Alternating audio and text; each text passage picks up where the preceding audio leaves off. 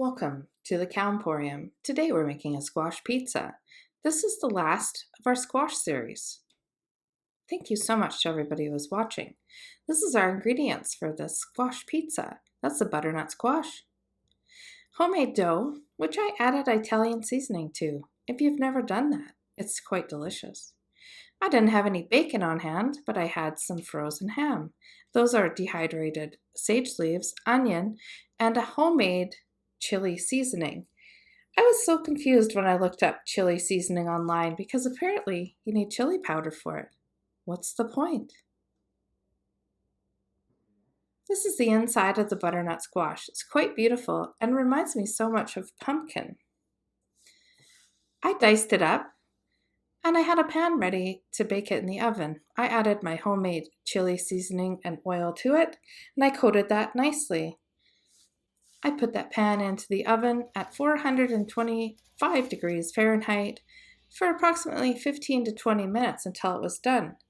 Because I didn't have any bacon, but I did have bacon grease, I put some bacon grease in the pan. And I added my onions. And then I crushed up that dried sage leaves that I had and I put them in there. Though this could have supported a lot more sage, folks. If you like sage, that is. Now I'm going to be caramelizing these onions in a super secret ingredient. Well, maybe not so secret. I first add butter, and then I pour in a little bit of apple cider vinegar. You pour in the apple cider vinegar and let the onions cook in it until they're caramelized to your liking. And cooked through, of course. The apple cider vinegar gives the onions a really, really nice, sharp flavor. I kept repeating this process until I was happy with the onions. Now it's time to put my pizza together. This is a homemade barbecue sauce I made that I thought would go nicely with the squash and the Italian seasoning in the pizza dough.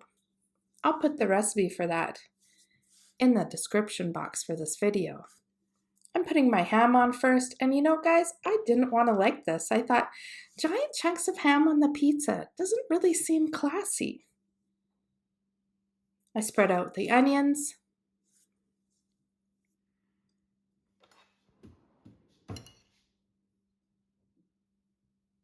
I added the baked squash.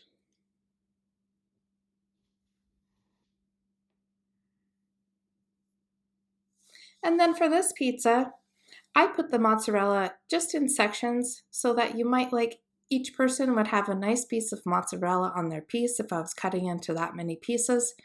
And then I wasn't sure, but it seemed like kind of a sweet pizza, so I wanted to make sure that had a little salty flavor, so I added Parmesan cheese.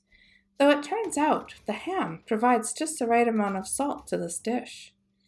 In the oven it went at 425 for 25 to 30 minutes until it's browned. I preheated my cast iron pan for the next dough.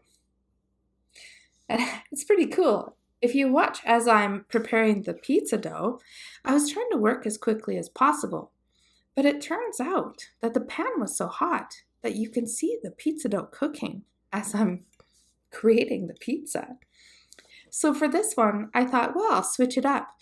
I actually have some cooked bacon bits, real bacon bits, and I thought, well, normally I use those for salads or whatever, but I thought, oh, why not? Let's throw some on here, just for a tiny bit of a different flavor. And that salt component that I knew this dish needed. We're supposed to use blue cheese for this, guys, but when I went to get my blue cheese out, it had gone bad. If I was a real hardcore blue cheese person, I probably would have just scraped that off. But I didn't. This is the first pizza, and it's done now. The other one is still baking.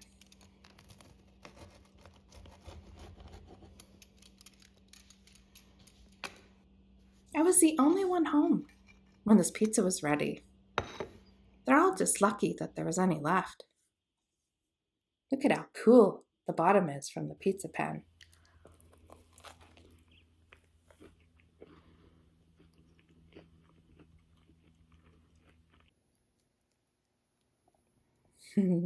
This is the second pizza. Sure looks different than the first one.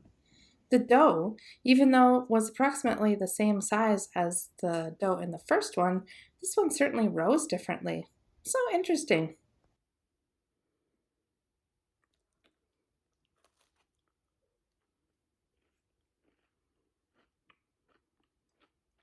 The crust didn't have quite the crunch, but it was delicious.